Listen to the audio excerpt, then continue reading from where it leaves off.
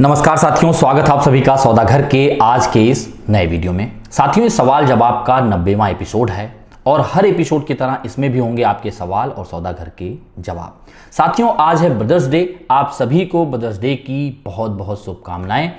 आज पहला सवाल हम लोग स्टार्ट करें इसके पहले आप सभी को ये कहना चाहेंगे कि आप सौदागर के तमाम वीडियोज को देखिए, क्योंकि जब भी आप सवाल करते हैं तो उसमें कई ऐसे सवाल हैं जिनके जवाब हमने या तो डेडिकेटेड वीडियो के माध्यम से दिए हुए हैं या फिर किसी सवाल जवाब एपिसोड में उसे कवर किया हुआ है। और अभी हमने यह भी किया है कि जितने सवाल जवाब के एपिसोड हैं उसमें आप चैप्टर्स में ही उस पूरे क्वेश्चन को देख सकते हैं और शायद जो आप लोगों का क्वेश्चन है उसका आंसर वहीं मिल जाएगा, क्योंकि आप लोगों के कई रिपीटेटिव जो है क्वेश्चंस आ रहे हैं उसे हम लोग यहाँ नहीं लेने वाले हैं, इसलिए मैं ये चीज़ पहले ही ऐड कर रहा हूँ। यदि आपको सौदागर का प्रयास पसंद आए तो वीडियो को लाइक शेयर करने के साथ साथ अपने चैनल सौदागर को सब्सक्राइब करना ना भूलिए। पहला सवाल है तेजस अगावने जी का। इन्होंने लिखा है, आई हैव वन क्वेरी सर। एक ब्रोकर एक प्री लॉन्च प्रोजेक्ट दिखा रहा है जिसका अभी तक होर्डिंग और सेल्स टीम भी नहीं है। No one is there from builders team and he is saying you can give me 50,000 और 1 लाख नॉन बैंकेबल चेक, वो मैं जेरॉक्स निकाल के वापस दे दूंगा। ही इज सेइंग प्रोजेक्ट को लॉन्च होने में 1 से 2 मंथ लगेगा, तो प्री लॉन्च का बुकिंग कर देंगे और you will get it in reasonable price. I am not feeling confident about this way of communication, can you please help me. देखिए तेजस जी, अगर आपको कॉन्फिडेंस नहीं आ रहा है तो आपको आगे बढ़ने की कोई ज़रूरत नहीं है और कॉन्फिडेंस आना भी नहीं चाहिए, क्योंकि अभी तक महारेरा नंबर नहीं आया है, वो जो भी प्रोजेक्ट हो। देखिए सबसे बड़ी चीज़ क्या है, जब भी कभी टोकन सिस्टम जो है निकाला जाता है तो इसके बारे में हमने कई वीडियोस बनाया भी है कि किस तरीके से आपको टोकन सिस्टम पे अप्रोच करना है। पहली चीज़, आपको अपने रिक्वायरमेंट को कहीं ना कहीं जो है पेन डाउन कर लेना चाहिए कि मेरी नीड क्या है और मैं उस नीड को कहाँ पे ज़्यादा अच्छे से फुलफिल कर सकता हूँ। उसके बाद मान लीजिए कहीं पे टोकन सिस्टम चालू है और आपको लग रहा है कि ये लोकेशन आपके लिए काफ़ी अच्छा हो सकता है, और जब भी यहाँ पे प्रोडक्ट जो है जो इंट्रोड्यूस किया जाएगा उसके हिसाब से फिर आप अपना फाइनल डिसीजन लेंगे। तो उस समय रेरा आ चुका होता है और आपसे एक बैंकेबल चेक लिया जाता है जिससे वो बैंक कर लिया जाए और आप एक क्यू में लग जाते हैं और एक सर्टेन डेट को आप लोगों को बुलाया जाता है, वहाँ पे आप लोगों को दिखाया जाता है ये फ्लोर प्लान है, ये प्राइस रहेगा, अब आप लोग इसे बुक कर सकते हैं। तो वो एक अप्रोच ठीक है कि वो एक मेथड ऑफ बुकिंग कहलाएगी कि उसका रेरा आ चुका है, आप लोगों को क्यू में लगाया गया और आप वहाँ गए, यदि आपको सुटेबल लगा प्राइस, लेआउट और बाकी चीज़ें तो आप आगे बढ़ेंगे, नहीं लगा तो आप वहीं रिफंड के लिए इनिशिएट कर देंगे। पर अगर उसका महारेरा नंबर ही नहीं आया है, आप चेक दे रहे हैं, उसका जीरोक्स दे रहे हैं, इसका कुछ मतलब निकलता नहीं है, क्योंकि जब भी आपको टोकन के लिए चेक देना होगा तो वो बैंकेबल चेक लगेगा आफ्टर रेरा, अगर वो टोकन सिस्टम से बुकिंग स्टार्ट कर रहे हैं तो आपको एक तो कॉन्फिडेंस आ नहीं रहा है और आना भी नहीं चाहिए, इसलिए आपको प्रोसीड नहीं करिए। जब उसका महारेरा आ जाए उसे अच्छे से समझ लीजिए, उसके बाद ही आप अपना निर्णय आगे बढ़ाइए। इस बीच आपके लिए कौन सा लोकेशन अच्छा हो सकता है, कौन सी प्रॉपर्टी अच्छी हो सकती है, कहाँ पे लेना चाहिए, आपकी पर्टिकुलर रिक्वायरमेंट किस तरीके से है, क्या बजट है, कितने मेंबर्स रहने वाले हैं, किस तरफ डायरेक्शन पसंद है, इन सब चीज़ों को आप जो है रिसर्च करिए जहां आपको सौदागर की मदद लगे। हमने क्वेरी कंसर्न फॉर्म डिस्क्रिप्शन में दिया हुआ है, उसका लिंक वहां प्रेस करके आप हम तक अपनी समस्या पहुंचा सकते हैं। कोशिश रहेगी कि आपको इन पर्सन कंसल्टेशन दिया जाए। आगे चलते हैं, प्रवीण के जी हैं। You are the most knowledgeable real estate channel, thank you for information on real estate. I have one query, river front connecting near Mundwa bridge is currently blocked by one builder, is it private road? How builder can block the road with iron gate? Appreciate your input over this। देखिए प्रवीण जी, पहली चीज, वो कोई भी private land नहीं है। एक चीज, ये क्यों नहीं मैं आगे बताता हूं आपको। उसे ब्लॉक किया गया है और उस जो है गेट से आपको रोड बना हुआ भी दिख रहा है, इसलिए आपके दिमाग में कहीं ना कहीं ये कंफ्यूजन आ रहा है कि जब रोड बन चुका है तो उसे ब्लॉक क्यों किया जा रहा है एक डेवलपर के द्वारा। अब हुआ क्या है, ये पूरा खराड़ी सिवनी पार्ट का एक पैच है जहां पे आप देखेंगे गवर्नमेंट ने एक जो सबसे बड़ी चूक की है वो ये की है कि जहां जहां भी लैंड उसे एक्विजिशन मिलता गया उन्होंने लिया और वहां पे काम चालू कर दिया। बीच के कई लैंड पार्सल पे उन्होंने एक्विजिशन नहीं ले पाए किसी कारणवश, और अब क्या हो रहा है कि वो जो लैंड ओनर्स हैं उनका अपना एक क्राइटेरिया है कि आप इस शर्त को पूरा करिए, उसके बाद हम आपको ये लैंड देंगे। अब जो ये लैंड पार्सल की जो ये पैच की आप बात कर रहे हैं, जो अभी आप जो है एरियल व्यू के जरिए भी देख सकते हैं, ये जो डेवलपर हैं इनको जब उसका टीडीआर मिल जाएगा, ट्रांसफर डेवलपमेंट राइट मिल जाएगा उस पर्टिकुलर लैंड पार्सल का, यानी कि वो उसे मॉनेटरी टर्म में भुना सकते हैं। जितना लैंड पार्सल उनका रोड में जा रहा है उसका यूटिलाइजेशन वो अपने एग्जिस्टिंग टावर पे जो कंस्ट्रक्शन कर रहे हैं वहाँ पे लोड कर लेंगे और फिर जो है उसे बेच के उनका वो कॉस्ट रिकवर हो जाता है लैंड पार्सल का जो रोड में जा रहा है। तो यह भी एक तरीका हुआ जिसे आप ट्रिपल P मॉडल भी कह सकते हैं कि जो डेवलपर है उसने कंट्रीब्यूट किया और कॉरपोरेशन ने उसके बदले में उन्हें जो है कंस्ट्रक्शन राइट प्रोवाइड कर दिया। और यही कारण है कि अभी पूरी तरीके से वो सेटल डाउन नहीं हुआ होगा, इस वजह से वो लैंड पार्सल को अभी नहीं छोड़ रहे हैं, क्योंकि वो ओपन कर दिए तो वो प्रेशर भी क्रिएट नहीं कर पाएंगे डेवलपर। यही कारण है कि वहाँ पे उन्होंने आयरन गेट लगा रखा है और अभी उसे ओपन नहीं होने दिया है। आगे चलते हैं, मिस्टर त्रिपाठी हैं, इनका सवाल है, sir I am subscriber of Saudagar and highly acknowledge your information packed useful content. I live in Pimple Nilakh, Jagtap Dairy area. Recently, construction has started on a large land parcel which is just behind our society. The major problem is that they are using dynamite to blast rocks for excavation work. Every 5 to 10 minutes they are blasting. I feel the vibration from each blast is impacting our building RCC. This is my gut feeling. I am concerned about safety of my family and other residents in the society. Should something bad happens, I tried to talk to PCMC. They said that blasting permission is given by police and hence I have to contact police station. Please guide me, sir, on what process should I follow to raise my concern here. My building is of 4 floors, 2004 plan, past construction. Thanks a lot in advance for your guidance on this matter. देखिए त्रिपाठी जी, पहली चीज जो ये blast किए जाते हैं इसे controlled blast कहा जाता है और जो इसका एक तरीके से अथराइजिंग बॉडी होता है वो रेजिडेंट डिप्टी कलेक्टर इसे प्रोवाइड करते हैं सैंक्शनिंग कि वो किस तरीके से ब्लास्ट किया जाना है। अब इसे कंट्रोल्ड ब्लास्ट क्यों कहा जाता है? ये इस तरीके का ब्लास्ट होता है जिसका कोई ज़्यादा इम्पैक्ट जो है आसपास के स्ट्रक्चर पे या आसपास का कुछ फॉरेस्ट लैंड है या कुछ और है उस पर ना पड़ने पाए। तो अगर आपको ये पता करना है कि यहाँ पे जो है सारी गाइडलाइन को फॉलो किया जा रहा है कि नहीं किया जा रहा है, तो आपको डिस्ट्रिक्ट के एक तरीके से रेजिडेंट डिप्टी कलेक्टर के पास जाना चाहिए, क्योंकि ये आता है रेवेन्यू डिपार्टमेंट के अंतर्गत। वहाँ पे ये सैंक्शनिंग बॉडी, इसके लिए अथोराइजेशन बॉडी जो है वो रेवेन्यू डिपार्टमेंट ही है, ना तो पुलिस डिपार्टमेंट है ना ही PCMC है। हाँ, जो भी ब्लास्ट किया जा रहा है उसके लिए आपके पास लाइसेंस होना चाहिए, ब्लास्टिंग के लिए लाइसेंस होना चाहिए, उसको कैरी करने के लिए, यानी कि जिस जगह से वो पूरा एक्सप्लोसिव जो है लाए जा रहे हैं उसका लाइसेंस होना चाहिए उस पर्टिकुलर बॉडी के पास जो वहाँ ब्लास्ट कर रहे हैं। वो सब लाइसेंस NOCs देने के बाद, और इसमें ग्राम पंचायत का भी NOC लगता है, ग्राम पंचायत भी NOC प्रोवाइड करती है और ये सारे NOCs के साथ ये रेवेन्यू डिपार्टमेंट में जाता है, रेजिडेंट डिप्टी कलेक्टर इसे जो है फाइनल परमिशन देते हैं। उसके बाद इस चीज़ को किया जा सकता है जिसे कंट्रोल्ड ब्लास्ट कहा जाता है।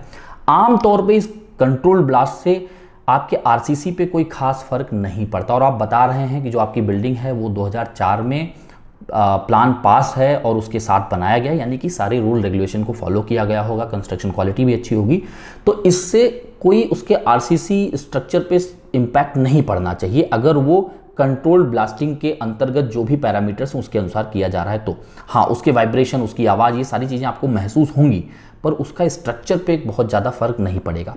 फिर भी आप अपने एक तरीके से मन की शांति के लिए, अगर आपको लग रहा है कि वो ब्लास्ट की इंटेंसिटी ज़्यादा है, तो आपको रेवेन्यू डिपार्टमेंट में जाना चाहिए, आपको डिस्ट्रिक्ट के resident collector, resident deputy collector से मिलना चाहिए। वहाँ पे जाके आप इसे वेरीफाई कर सकते हैं कि क्या सारे रूल रेगुलेशंस फॉलो किए जा रहे हैं या नहीं, क्योंकि हमने पीछे एक न्यूज़ में आप लोगों को कवर करके दिखाया भी हुआ था कि किस तरीके से वहाँ पे रूल रेगुलेशन फॉलो नहीं किया गया और कुछ ब्लास्ट के दौरान वहाँ से पत्थर के कुछ टुकड़े जाके लोगों के खिड़कियों, जो कांच की खिड़कियाँ वो भी फूटी, कार के जो है कांच फूटे, और इसको लेके लोग पुलिस स्टेशन और तमाम जगहों पे गए और एक तरीके से बिल्डर को वर्क स्टॉप नोटिस भी इशू किया गया। उस वीडियो को यदि आपने नहीं देखा है तो आई बटन पे प्रेस करके देख लीजिए। और अगर आपको कुछ भी इसमें शंका लग रही तो एक बार जो मैंने बताया रेवेन्यू डिपार्टमेंट में जाके आप रेजिडेंट डिप्टी कलेक्टर से इस पे बात कर सकते हैं, वो इनके अथोराइजेशन बॉडी हैं। इसके अलावा भी कुछ आपके मन में रहेगा ये सब करने के बाद तो आप हमें कमेंट में लिख के जरूर बताइए। आगे चलते हैं, अक्षय ए जी हैं, इनका सवाल है, thank you Saudagar team for this noble initiative that you have been executing for many years now. आईवी निया जब आपने कवर किया था तब उसकी प्राइस 41 लाख थी for 2 BHK। Today it has jump to 48 lakhs in just a few months. इसके पीछे क्या कारण हो सकते हैं? रेडी रेकनर रेट बढ़ गया क्या, और something else is the reason? देखिए अक्षय जी, इसमें 2-3 फैक्टर हैं जिसकी वजह से आपको प्राइस राइज दिख रहा है। एक तो सबसे बड़ा फैक्टर ये है कि जब हमने वो वीडियो कवर किया हुआ था तब वो पूरा सेक्शन कॉरपोरेशन में केवल इंट्रोड्यूस हुआ था, यानी कि वो कॉरपोरेशन में आ रहा, ये सब चीज़ें थी, पूरा डॉक्यूमेंटेशन नहीं हुआ था।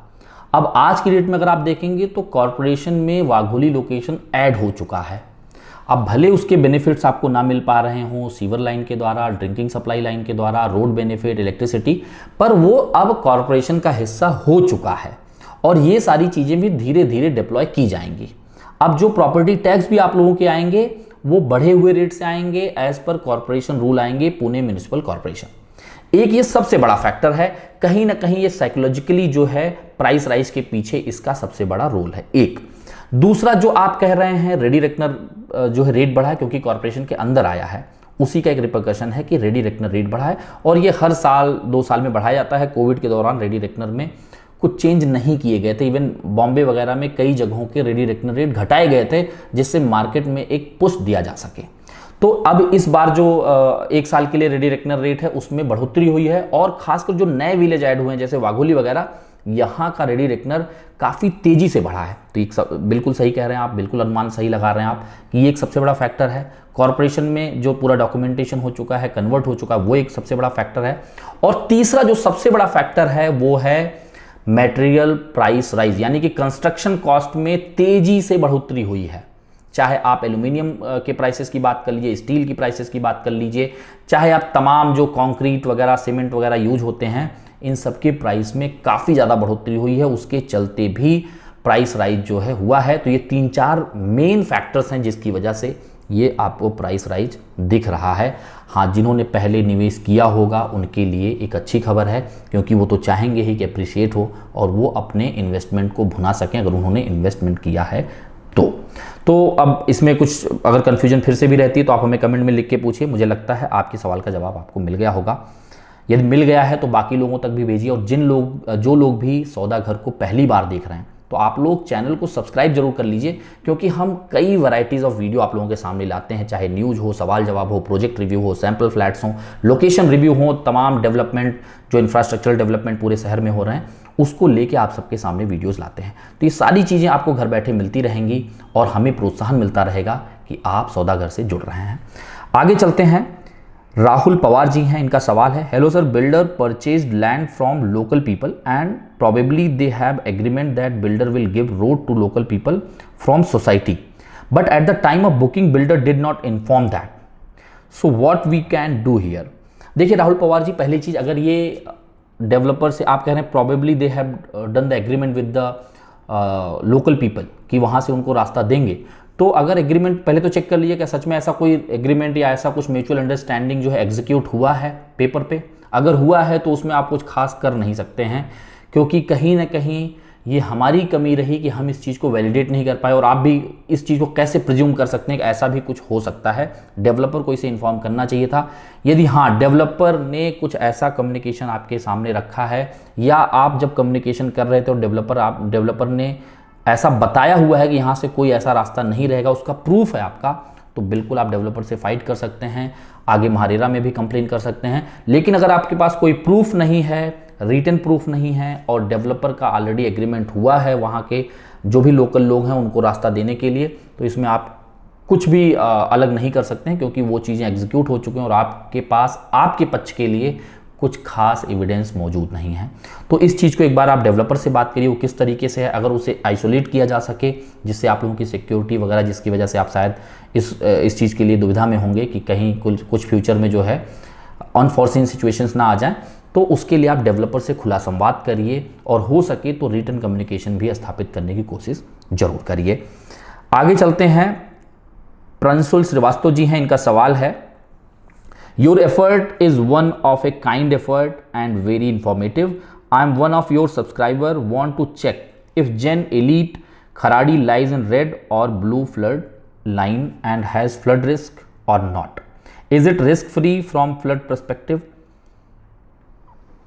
देखिए, पहली चीज़ तो आपको मैं 2-3 चीज़ें यहाँ पे बता दूँ प्रांशुल जी, कि जब भी कोई प्रोजेक्ट बनता है, जो भी रिवर के आसपास बन रहे हैं, चाहे वो पावना रिवर के पास बन रहा हो, इंद्रायणी रिवर के पास बन रहा हो, मूड़ा रिवर हो, मोठा रिवर हो, क्योंकि ये सारी नदियाँ पुणे में मौजूद हैं, तो वहाँ पे रेड लाइन और ब्लू लाइन को पहले चेक किया जाता है।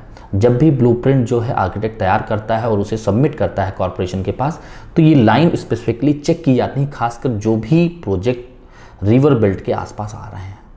अगर मैं पर्टिकुलर इस प्रोजेक्ट की बात करूं, और यहाँ पे एक चीज़ और ऐड कर देना ज़रूरी होगा कि हर किसी रिवर का red line blue line fix नहीं होता है। उसके ऊपर मैंने एक वीडियो बनाया हुआ है जिसमें ये सारी चीज़ें एक्सप्लेन की हुई हैं, उसे आप आई बटन पे प्रेस करके देख लीजिए।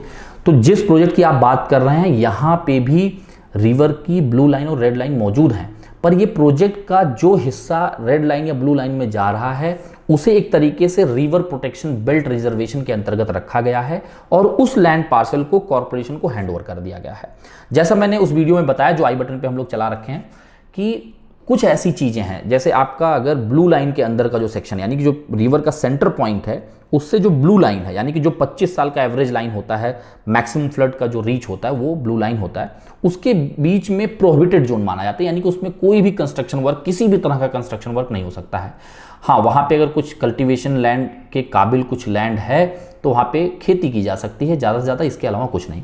हाँ, ब्लू लाइन से लेके रेड लाइन के बीच का जो स्पेस है, वहाँ पे कुछ चीज़ें जैसे sewer line, drinking supply line, STP plant, ये सारी चीज़ें लगाई जा सकती हैं, या पब्लिक के लिए रोड बनाया जा सकता है।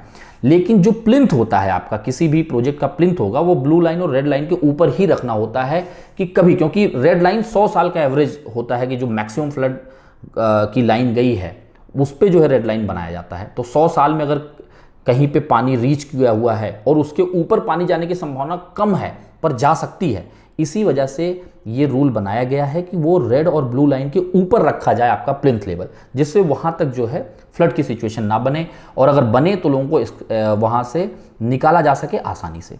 तो आप बेफिक्र रहिए, यहाँ पे जो रिवर प्रोटेक्शन बेल्ट है उसे रिजर्वेशन में रखा गया है और उस लैंड पार्सल को कॉरपोरेशन को हैंडओवर कर दिया गया है, यानी कि जो कंस्ट्रक्शन होगा वो ब्लू लाइन और रेड लाइन के बाद होगा। और ये सारी प्रैक्टिस अब सारे प्रोजेक्ट के साथ की जा रही हैं, और इसमें कुछ और नया डेवलपमेंट अगर आएगा तो वो भी आपको वीडियो के माध्यम से आप लोगों के सामने जरूर ले आएंगे।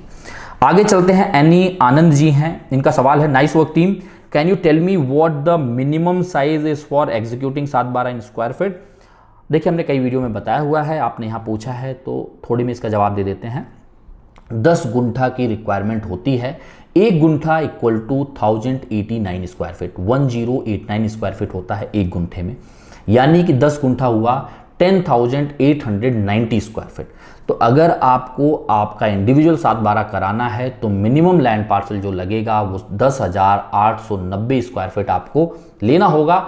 मोटे तौर पे इसे 11,000 स्क्वायर फीट आप मान सकते हैं। और अब गुंठे को मेट्रिक जो है कैलकुलेशन में समझा जाता है, यानी कि 1000 स्क्वायर फीट को लोग 1 गुंठा कह देते हैं। यही कारण है कि लोग यह भी कहते हैं, और आप लोगों ने सुना भी होगा, कि मिनिमम 11 गुंठा होना चाहिए, यानी कि 11,000 स्क्वायर फीट होना चाहिए, जिससे आपका नाम 7/12 पे इंडिविजुअल चढ़ सके और उसका पूरा मैप वहाँ पे अटैच किया जा सके एग्रीमेंट के साथ। यानी कि जो अगर आप पेपर की बात करेंगे तो 10,890 स्क्वायर फीट, मोटे तौर पे 11,000 स्क्वायर फीट आपके पास होना चाहिए जब आप परचेज करने जा रहे हैं, तो आपका नाम इंडिविजुअल आ जाएगा।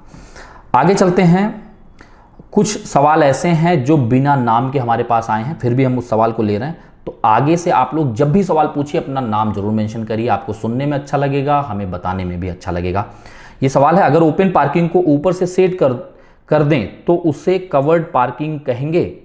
देखिए, पहली चीज, कवर्ड पार्किंग उसे नहीं कहा जाएगा, उसे शेडेड पार्किंग आप कह सकते हैं। किसी भी पार्किंग को कवर क्यों नहीं किया जा रहा है जब उसको पोजीशन दिया जा रहा है? उसके पीछे सीधा सा फंडा है, उसमें एफएसआई कंज्यूम होगा, वो कवर्ड पार्किंग के अंतर्गत आएगा। अगर उसे बेचा जा रहा है तो उसके डायमेंशंस और पूरे मैप को अटैच करना होगा, वो जो आपसे पैसा लिया जा रहा है उसे ट्रांजैक्शन भी दिखाना होगा, ये तमाम चीज़ें हैं। और ओपन पार्किंग क्या है, उसमें खर्चे डेवलपर अपनी तरफ से बहुत ज़्यादा करना नहीं चाहता। जब पोजीशन आ जाता है, आपके पास ओसी आ चुका होता है, ऑक्यूपेंसी सर्टिफिकेट वगैरह, फिर उस पर बहुत ज़्यादा कुछ होता नहीं है एक्शन, और टेम्परेरी सेट डाल दिया जाता है। कई बार एस्बेस्टर यूज कर लिया जाता है, और कई बार जो है आप देखते होंगे कि पूरा स्टील की शेड भी यूज की जाती हैं उसे कवर करने के लिए, लेकिन ये सोसाइटी फॉर्मेशन के बाद यानी कि ओसी आने के बाद ही नॉर्मली किया जाता है। तो इसे आप कवर्ड पार्किंग नहीं कह सकते, लेकिन जो कवर्ड पार्किंग का पर्पज है वो सॉल्व हो जाता है अगर वो पूरी तरीके से आपके कार के लेंथ को कवर कर रहा है। कई बार ये छोटे भी बनाए जाते हैं, पर जो कवर्ड पार्किंग है, जो बेसमेंट में आपको दी जा रही है, स्टील पार्किंग दी जा रही है, उसे आप कवर्ड पार्किंग कह सकते हैं। अगला सवाल है, इन्होंने भी अपना नाम मेंशन नहीं किया हुआ है। Should I take position of my flat और not if the builder has not yet got occupancy certificate. देखिए, बिल्कुल भी पोजीशन नहीं ले सकते हैं। एज पर महारेरा ओसी आना इंपॉर्टेंट है। ओसी और सीसी दो चीज होती है, मैंने कई वीडियो में बताया हुआ है, थोड़े में बताते हैं यहाँ पे। सीसी यानी कि कंप्लीशन सर्टिफिकेट, ओसी यानी कि occupancy certificate. CC completion certificate architect issue करता है, जो उस प्रोजेक्ट का आर्किटेक्ट होता है कि अब मेरा काम हो चुका है, स्ट्रक्चर बन के तैयार हो चुका है, अब ये रहने के काबिल है कि नहीं है, ये कॉम्पिटेंट अथॉरिटीज इसे जो है स्क्रूटनाइज करके तब जाके सैंक्शनिंग देती है। जैसे फायर डिपार्टमेंट हो गया, जिस तरीके से आपने लेआउट लिया था क्या वैसे ही आपने बनाया हुआ है, या फॉरेस्ट डिपार्टमेंट कह लीजिए, जहाँ पे कि आपने अगर कुछ पेड़ कट किए हुए हैं तो उसके एवज में कई और पेड़ लगाने होते हैं, तो क्या आपने उस सारे क्राइटेरिया को फुलफिल किया हुआ है। यदि हाँ, तो आपको स्क्रूटनाइज करके ग्रीन सिग्नल मिल जाता है और आपको ओसी इशू कर दी जाती है, यानी कि अब ये फ्लैट, ये सोसाइटी में, इस बिल्डिंग में रहने के काबिल अब ये चीज़ें हो चुकी हैं, उसे ओसी कहा जाता है। तो उसके पहले आप पोजीशन ले नहीं सकते हैं। महारेरा के पहले फिट आउट पोजीशन के नाम पे, यानी कि ओसी आने के पहले भी आपको पोजीशन दे दिया जाता था।